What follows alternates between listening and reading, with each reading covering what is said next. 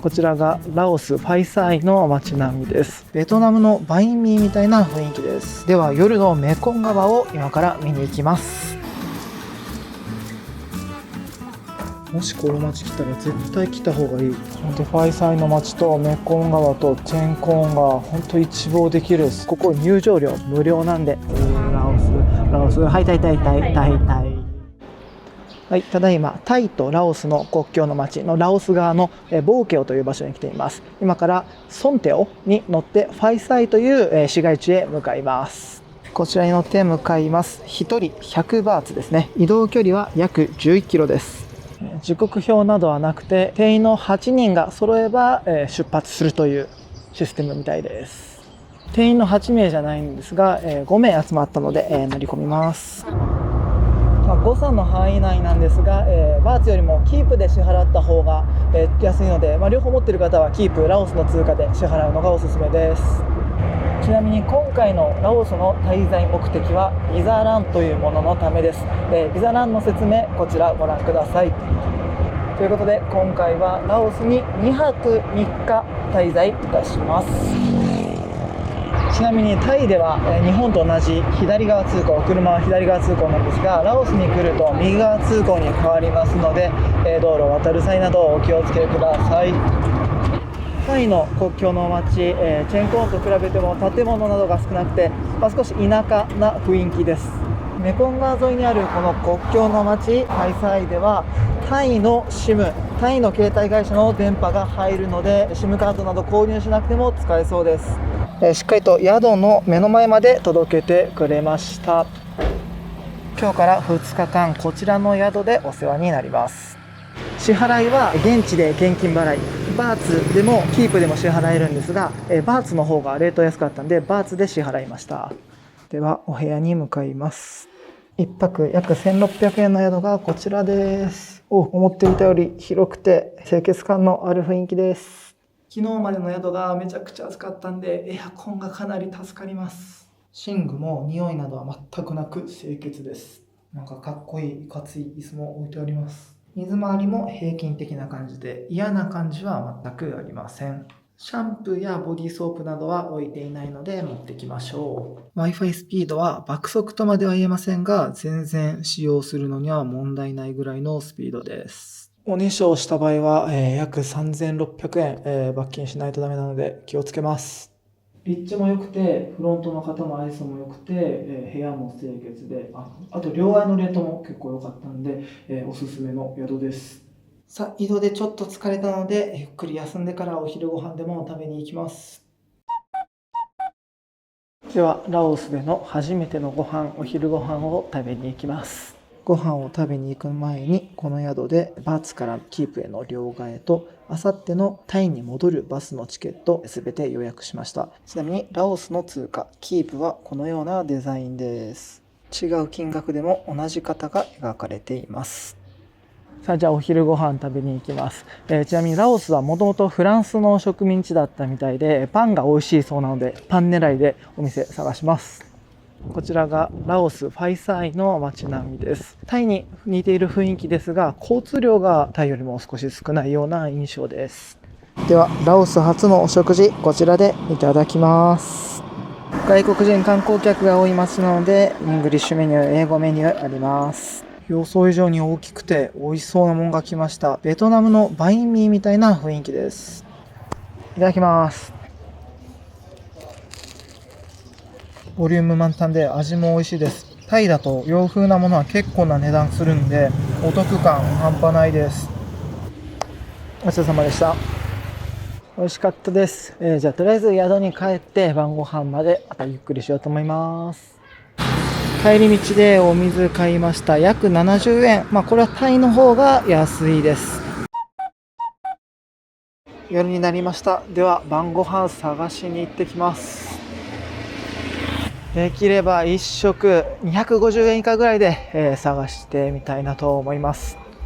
こちらのお店で晩ご飯食べることにします。ちなみに自国の通貨キープが暴落中のラオスではほとんどのお店で、バーツ支払いができるようです。この店はドル支払いもできます。カオマンガイを注文しました。値段は、タイのカオマンガイよりも若干高いかなっていう感じがします。いただきます。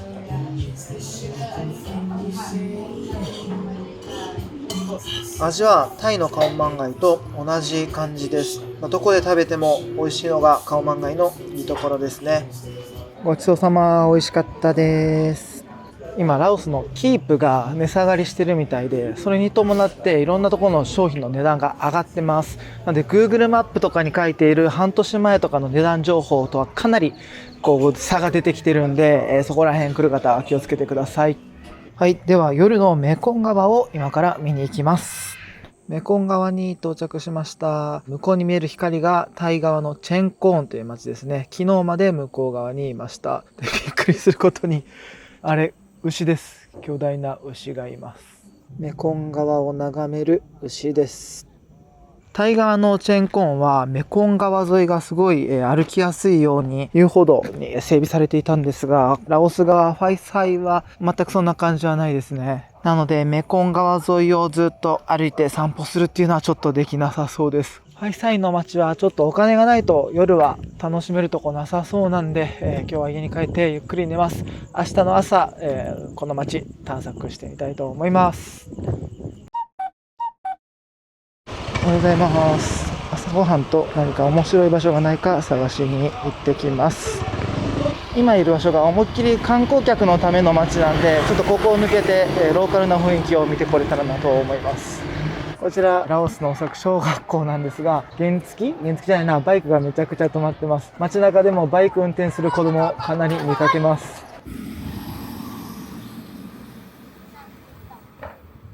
今のところラオスでは猫よりも犬の方が多く見かけますね。観光地街から3、400メートル歩くだけでかなり質素な雰囲気になってきました。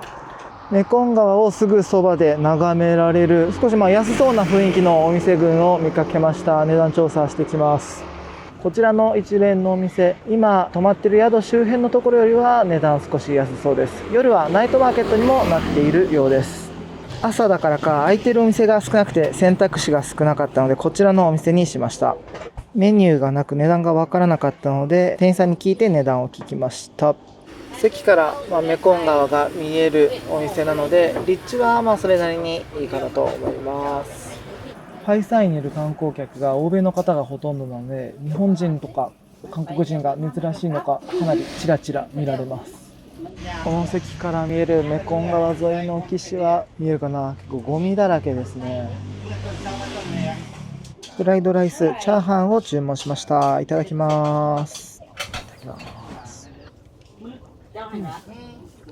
タイでよく食べるフライドライスと比べてパラッと感は少し少なめですが、具が多くて、美味しいです。ごちそうさまでした。ラオスはっていうよりファイサイはっていう感じなんですが、タイと比較して若干物価高めに感じます。あとレストランや商店、値段がついていないものが多いので、ちょっといくらですか、ハウマッチから始めないとダメなので、ちょっとめんどくさいですね。街の雰囲気はのどかで結構好きな感じです。次はカルノー砦というファイサイの街を一望できるような高台があるようなので、そちらに行きます。カルノー砦までの道は結構オフロードな感じで、体力いりますね。途中鎖に繋がれてない犬にめちゃくちゃ吠えられて、かなりスリリングな道です。普通の道に出てきました。遠回りすると安全な道でも行けるようです。こちら砦に続く入り口の道なんですが、かっこいい木がありました。ジブリっぽい。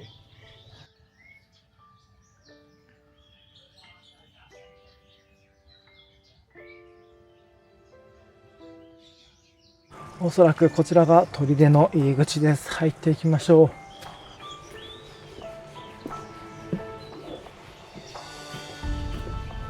おそらくそこまで有名な観光地ではないと思うのですが、思っていたよりもかなり素敵な雰囲気です。ラピュタ城の庭園みたいな感じです。まるで作り物かのような雰囲気出過ぎの壁。かっこいい。こちらコマンダーズドミトリーと書かれていたスペースです。昔の兵士さんの宿舎だった場所かな。セルと書かれた場所ですね。おそらく牢屋捕まえて、捕虜とかを捕まえて閉じ込めていた場所だと思います。こちらはレプリカですが、かつて使われていた、なんていうのか、この大砲なのでしょうか。こちらもレプリカですが、ロボットですね。かつて使われていたのでしょうか。フレンチ・オブ・ジェネラル・ヘッドクォーターズと書いていますね。おそらく、フランス軍が使用していた砦で本部なのかな。こちらがフレンチ・オブ・ジェネラル・ヘッドクォーターズの中身です。そんなに広くないスペースですね。こちらがかつて、お手洗いとして使用されていた場所の入り口です。一応観光地化されているようなのでお手洗いもあります。中も見てきたのですが、全然汚くない清潔な雰囲気でした。こちらはおそらく監視塔ですね。タイの国境にあるので、ここからメコン川沿いのタイの動向を覗いていたのでしょうか。監視塔の中入れるみたいです。ちょっと行ってみます。いや、ハイサイにこんな場所があるなんて全く知らなかった。もしこの街来たら絶対来た方がいい素敵なスポットだと思います。しっかりとラオスとフランスとタイのね、歴史などを知っているともっと楽しめるのかもしれません。さあ、監視塔登ってきました。おー、すごい絶景です。ファイサイの街とメコン川とチェンコンが本当一望できるすごく綺麗な場所です。かつてはここで敵国であろうタイの動向とかをここから探っていたのかもしれません。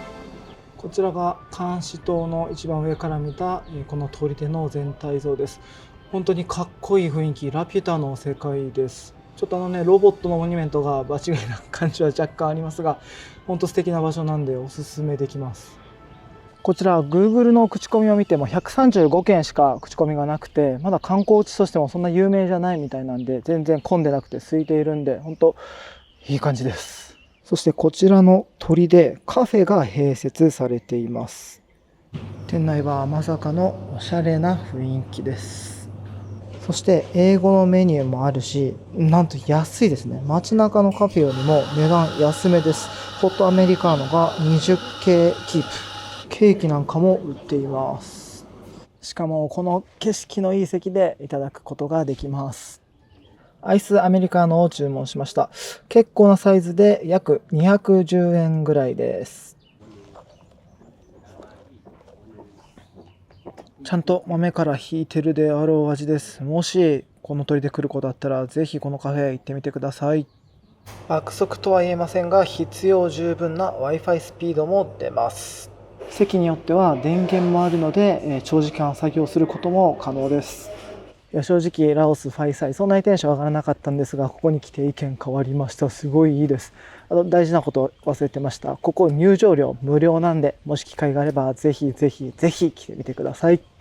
来る方いるかわからないですが、一応伝えときます。月曜日はここはお休みというか閉まっているみたいなのでお気をつけください。では一旦宿に帰って、夕方までゆっくりしようかなと思います。夕方になりました。ちょっとお寺観光とその後に晩ご飯を食べに行きます。観光地街のメインロードのだいたい中心部分ぐらいにこのお寺の入り口があります。登っていきます。パッと見結構急な階段を登らないとダメかなと思ったんですが、そんなことないですね。結構穏やかで、お年寄りでも登れるかなぐらいの階段です。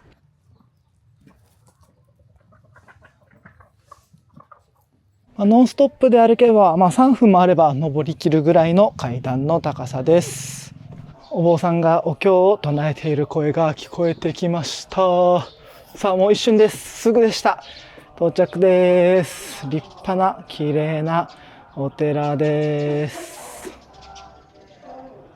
階段を登りきったところからの景色です。ちょっと木というか草が少し邪魔になってメコン川は見えづらいです。こちらは仏塔ですね。ちょっと詳しいことはわからないんですが、素人目に見るとタイのお寺とかなり似ている雰囲気です。登ると景色が綺麗に見えそうなものがあったので登ってみます。結構急な階段ですね。なんていうのかな、途中の踊り場ではないか、スペースに大きな太鼓がありました。一番上まで登ってきました。景色どうぞご覧ください。メコン川と、またファイサイの街並みとチェーンコーンが見えますね。少し遅かったかな。もう少し早く来ると夕日が沈む瞬間も見ることができました。こちらが高台から覗く境内の雰囲気です。かっこいいですね。では気をつけて下っていきます。ちょっと怖い。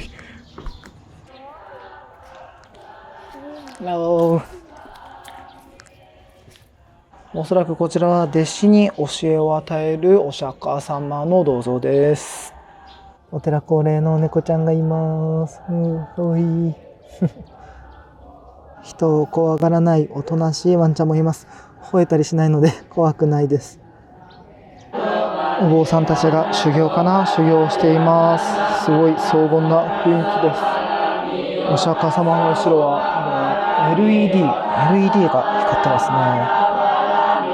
こちらが本堂の壁なのですが、おそらく仏教のストーリーが描かれていると思われます。こちらが本堂の裏に描かれた壁画っていうのかな、何なんだろう。仏教に詳しければまた感じることが違うんでしょうね。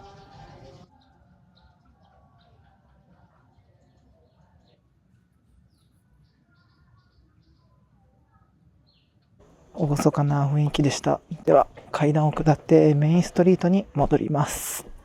階段の手すりというかサイドがずっと竜の体になってますね。ドラゴンボールに出てきたやつみたいですね。下りは超簡単、本当に一瞬でした。では晩ご飯を食べに行きます。では今日の晩ご飯こちらでいただきます。ラオスでの最後の晩ご飯です。こちらのお店も英語付きのメニューがありました。ファイサイのお店、だいたい英語付きのメニュー置いてありますね。卵付きのガパオライスを頼みました。美味しそう、ボリュームたっぷり。いただきます。少し甘めの味付けで細かく切って野菜がしっかりとした食感を生み出していて美味しいです。ラオスで食べたもん全部美味しいです。ごちそうさまでした。とっても美味しかったです。はい、では宿に帰ろうと思います。部屋に戻ってきました。ちょっとしたラオス情報をお伝えします。ラオスファイサイではフードパンダ使えます。僕は利用しなかったんですが、フードパンダ使えます。そして配車アプリのグラブはファイサイでは利用できません。もしよければ参考にしてください。では明日は7時半にピックアップしてもらってタイ・チェンライに向かいます。ということで今日はおやすみなさい。おはようございます。今日は宿のレストランで朝食をいただきます。こちらが宿併設のレストランです。ご飯が届くまでの間、少し外に出てみるとお坊さんが托鉢を行っていました。いやー、仏教の国ですね。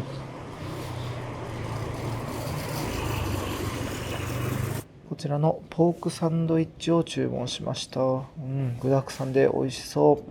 少量ですがバナナもついてきます。いただきます。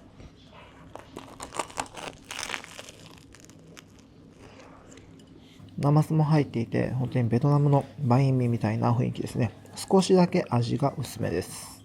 ごちそうさまでした。では、荷物最終確認してチェックアウトして、チェンライ行きのバスに乗ってタイに向かいます。チェックアウトします。ありがとうございました。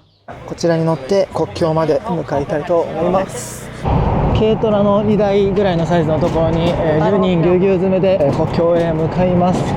ドナドナの気分です。さよならファイサイ、また来るかもね。バイバイ。国境に到着しました。こちらでラオスからの出国手続きを行います。こちらの窓口で出国審査を行います。一瞬で出国審査終わりました。日本人の特権か出国や入国で、手間取ること今まで経験ないですね。次はこちらのバスでタイの国境まで向かいます。タイからラオスに入国した時と同じバスですね。ラオスはい、タイ。バスに乗って約5分ぐらいでタイ側の国境へ到着です。では、タイへの入国審査をしてきます。はい、無事タイに入国できました。飛行機での入国と違うのが、入国カードを書く必要がありましたね。ちょっと僕最後だったんで急ぐ必要があるんで、はい、行きます。少し小さめのこちらのバンに乗ってチェンライへ向かいます。ちなみに入国時に、荷物チェックなどはありませんでした。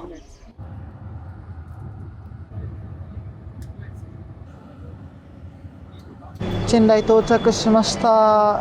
運転お疲れ様でした。ありがとうございました。はい、以上でラオス編終了です。次回からチェンライ編をお届けしますので、よかったら見てください。では次回予告どうぞ。